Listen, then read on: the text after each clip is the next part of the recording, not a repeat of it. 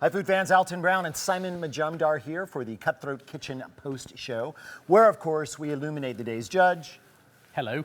As to all the wonderful and terrible things that they missed while they were secluded in the soundproof chamber. Surprise show today. It was, and I am not a nice man at heart. And so I'm starting to wonder.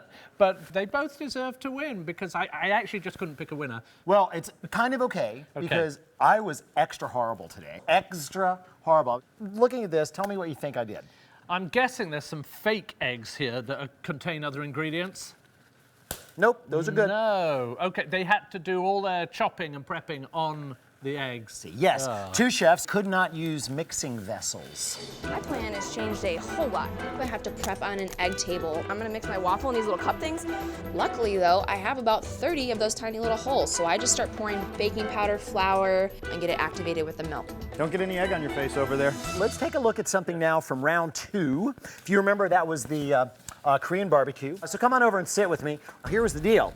While seated here at the table, where we had to do all of our prep and cooking, we had to use the traditional Korean table barbecue grill, and we couldn't move any of the Bob's food.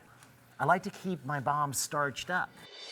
How's your date with the Bobs, kids? It's not fun. They look fun. No. They brought donuts, they brought cookies. Like, what a fun night. Not only do I lose my grill, but now I have to deal with the Bobs piling crap on to the top of the heat source. Bob, please. Simon, step over here and behold, straight from the Uffizi Gallery in Florence, David here. These are attachments. They could put in various tools, but all of their mixing, all of their prep had to be done thusly. There is no way I'm going to get butter and sugar creamed by Statue of David over here. You've never been more unappealing than this moment right now. I hope you understand that.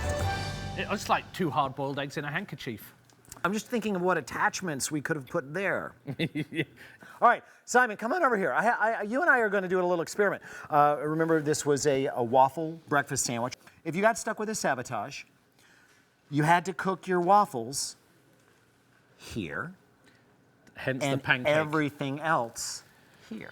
If I can squeeze it onto the pan, I can get a waffle shape out of this pan. It's kind of a waffle. So I start mixing all these eggs up and I just start spooning it directly into the waffle maker. Close the waffle maker and just say like 500 Hail Marys because I'm not sure how this is gonna cook. It might not even cook at all. One of us is going to make waffles in this pan. One of us is going to make everything else in the waffle maker, and then we will put it together in a sandwich that humanity will be grateful for. I choose the waffle. Okay, so I'm going to make the waffle. You have to cook everything that's going into the waffle. You know, can't even remember the last time I used a waffle iron. How does one open You've this thing? never used a waffle iron. No.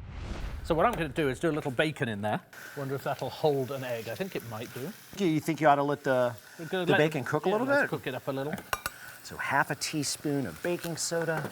I'm going to go with a teaspoon of baking powder. Hope I didn't mix those up because that would be really bad. Teaspoon of salt.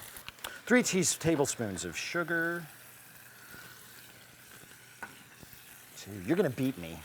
You're gonna be done before I am. 16 ounces of buttermilk. Oh, this got very messed up in here. This is more of a scrambled egg consistency in here. Ah! Oh, it's all right. I've seen monster movies less scary than that. I'm not so sure how I feel about the consistency of my waffle batter. Well, this is just looking grim. Sorry, I'm a boy, and American boys play with fire. That's why we get paid the big bucks, folks. That's the worst thing you've ever made. At least I made something. And that's all the time we have for the Cutthroat Kitchen post show today. I'm joined by today's judge, Simon Majumdar. Continue to watch on Food Network, and then afterwards, go to foodnetwork.com/cutthroat to watch me on the Cutthroat Kitchen post show.